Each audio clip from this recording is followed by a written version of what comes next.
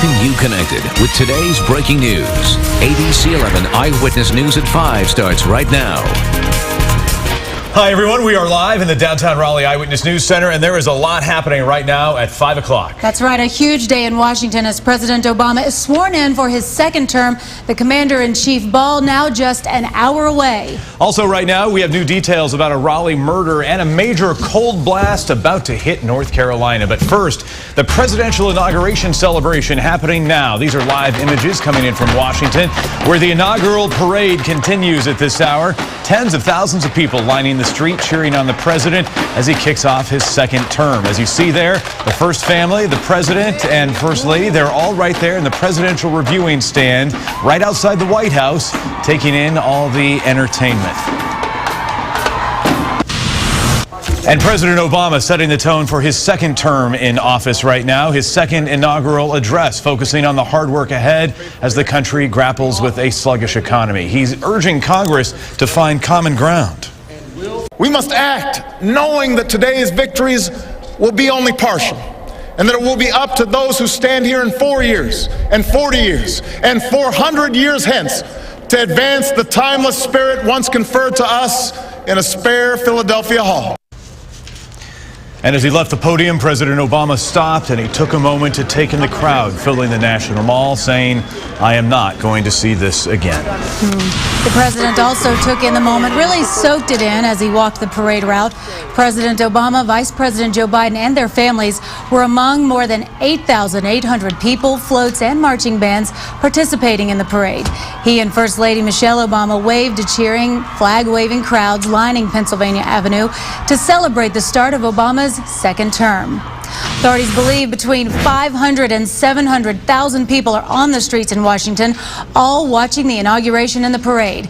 Tamara Gibbs live right now in the mass of all those people. Tamara. Yeah, Anna, the crowd has thinned out, but from eastern North Carolina to the Triangle, plenty of North Carolinians were here, standing shoulder to shoulder here on the National Mall, telling us this was an opportunity they just weren't going to miss, that this was an opportunity of a lifetime. Because it's a historical event for us, having a black president for the second time. That's very good. That they are endowed by their creator. Well, that lady was actually from Goldsboro. Her family drove all the way from Wayne County. We also talked to some other folks who said that this day was significant to them because it coincided with Martin Luther King Jr.'s birthday observance. I'm Tamara Gibbs right now in Washington, D.C. Up next for the President and First Lady, 2 inaugural balls. First at the top of the hour, the Commander-in-Chief Ball. It's a gala at the Washington Convention Center honoring service members and their families. And a Fort Bragg soldier named Matthew Thielacker is among the service members deployed right now to South Korea, who will hear from Vice President Biden via satellite. Immediately following that ball is the inaugural ball, and we'll have continuing coverage from Washington over the next 90 minutes. We'll be going back live to D.C. coming up. Also right now in Washington, Republican House leaders preparing to vote Wednesday on a plan to again raise the nation's debt limit. The move is designed to prevent a government default. This plan marks a change in strategy for House Republicans who remain adamant about reducing government spending. Republicans say the measure requires both the House and Senate to approve budgets that include spending cuts. But if either fail to pass a budget under this proposal, their congressional salaries would be withheld. Happening right now here in the Triangle, breaking news in Raleigh, an apartment fire off Wade Avenue. Chopper 11 HD over the scene just a short time ago as firefighters were battling those flames. Kelly O'Hara on the scene to show us what happened. Kelly. Good afternoon, Steve. A few scary moments for one renter this afternoon after their apartment catches on fire. You want to take a look at some footage that we got earlier. A real show of force by firefighters. A lot of people came out. That's because the call went out shortly after 3 o'clock as an apartment fire. Firefighters quickly came out and extinguished this blaze, but here's what happened. We're told that plumbing was being fixed at the Raleigh Town Apartments when a spark from the work set the insulation in the wall on fire. But again, because of that quick action by firefighters, very little damage was done. A little bit of smoke, a tiny bit of flames, and we're told by firefighters just like a 2-foot by 2-foot section of a wall caught on fire. But as you can see, the close proximity of all these apartments, it could have been a lot worse. I'm Kelly O'Hara right now in Raleigh. Thank you, Kelly. Also breaking right now, new video just in from a shooting in Durham. This is on West Trinity Avenue. There are reports of one, possibly two people shot. At least one victim was rushed to the hospital in a private vehicle. Eyewitnesses say a Buick Park Avenue was seen leaving the scene. At least one suspect believed to be in that car. It's not known right now what may have led to the shooting. The latest breaking details as they come in. Right now, more Americans discovered among the dead from the hostage standoff at that natural gas complex in Algeria. The search continues tonight at the plant for mines and other explosive booby traps left behind by the Islamic militants during that takeover of the facility. The latest American victims have been identified as Victor Lynn Lovelady and Gordon Lee Rowan, bringing the total death toll among Americans there at the plant to 3. In all, at least 81 people have been confirmed dead. 37 of those people were hostages. And right now in Afghanistan, a second brazen attack in the heart of the Afghan capital in less than a week. 2 Taliban suicide bombers blew themselves up at the gates of the Kabul Traffic Police headquarters, and another group of militants stormed the compound this morning. Security forces fought off the attack for 9 hours, which left 3 policemen and all 5 attackers dead. The attacks come as President Hamid Karzai and the U.S. negotiate for a quicker pullout of American troops. Right now in Raleigh, a murder investigation underway after a woman was found dead in an apartment. Tonight, we've learned the man charged with her murder has been in trouble with the law before. Ed Crump joins us live right now in Raleigh. Ed. Well, Anna, right now it appears the crime scene investigation at least has wrapped up for the day. It was mid-afternoon when police took down the yellow tape surrounding the apartment where they found the body of a young woman Sunday morning. Police haven't said how 29-year-old Angel Irby was killed, but they have charged 21-year-old Reginald Jamil with murder. Investigators say the crime was not random, and neighbors say the two were in or had been in a relationship. This is not the first time Jamil has faced a murder charge. He and 3 others were charged in the summer of 2010 with the beating death of a Raleigh man. After at least one of the other defendants cut a deal, the charges against Jamil were dismissed, although he had served more than a year in jail. Jamil will face a judge for the first time tomorrow. I'm Ed Crump right now in Raleigh. Thank you, Ed. Right now in Durham, police questioning 2 suspects taken into custody in a dramatic arrest last night. This is exclusive video as police dragged 2 men out of the car and put them in handcuffs. It happened after a chase near Main Street and Iredale Streets in Durham. Officers on the scene said they are suspects in an armed robbery at the Town and Country convenience store on LaSalle Street. And right now in Fayetteville, police hoping you'll recognize the man from this surveillance picture. Police say he's wanted in connection with yesterday's shooting at the JJ Fast Mart in the 5000 block of Bragg Boulevard. Police say Leon McCormick was in the parking lot when he was shot several times in the leg. The victim was taken to the hospital and is expected to survive. If you recognize this man or the car, please call police.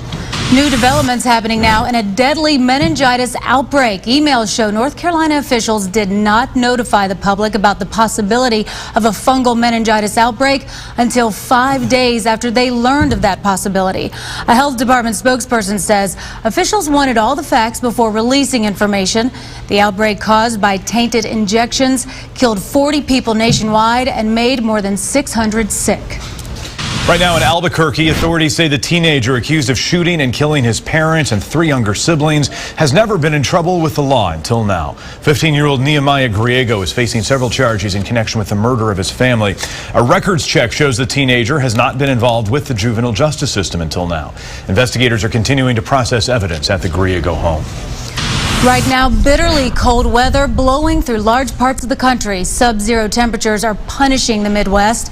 In North Dakota and Minnesota, temperatures were 20 below zero. If that wasn't cold enough, the wind chill in Minnesota made it even colder.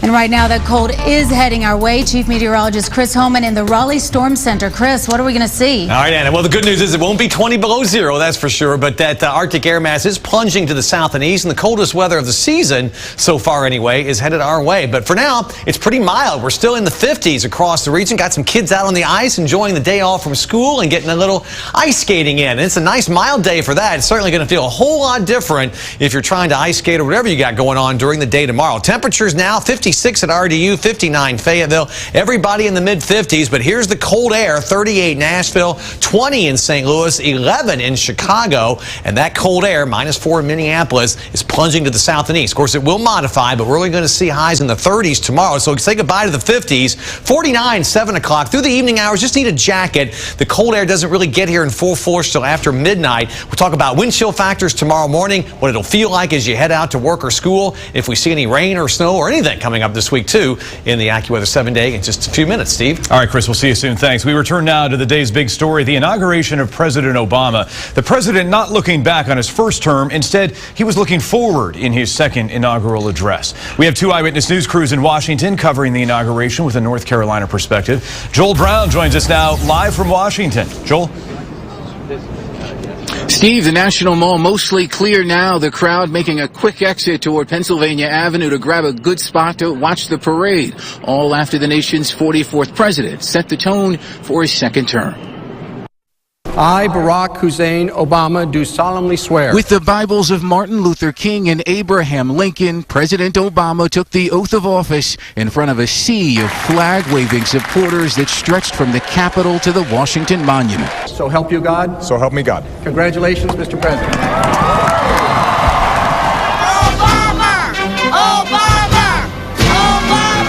He spoke of bridging political divides and finding common ground, but his inaugural address was prime red meat for his more liberal supporters. Together, we resolve that a great nation must care for the vulnerable and protect its people from life's worst hazards and misfortune. He set an ambitious second-term agenda, pledges to tackle tax code reform, sustainable energy, climate change, and a continued push for the rights of same-sex couples. Our journey is not complete until our gay brothers and sisters are treated like anyone else under the law. From sea to shining sea. Sprinkled with a star-studded lineup from James Taylor to Kelly Clarkson and Beyonce, the party soon spilled out onto Pennsylvania Avenue, the first family's second inaugural parade after a call to action from the Capitol.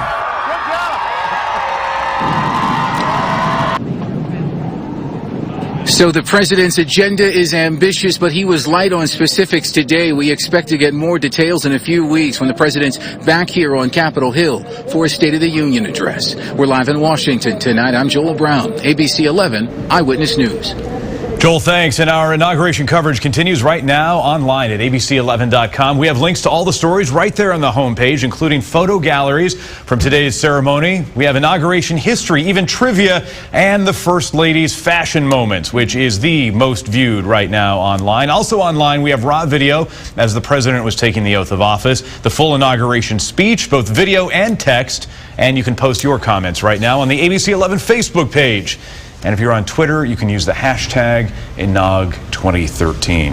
A lot of people have been talking about the First Lady's fashion, and of course. I was looking at her boots and her shoes there. She's going to have some sore feet after that parade today. Huh? I don't know. She probably has some tricks up her sleeve to keep it comfortable. Yeah. She looked great, though, yeah, for absolutely. sure. Coming up here on Eyewitness News, a call for peace. The annual prayer breakfast celebrating the life and legacy of Dr. Martin Luther King Jr. And if you live here in the Triangle, the American Cancer Society really wants your help. We'll tell you who they need for a new study as they battle to find a cure for cancer. And coming up new at 5:30, a gun store owner upset after paid ads for her business get pulled off the air. Why one cable provider won't run her commercials.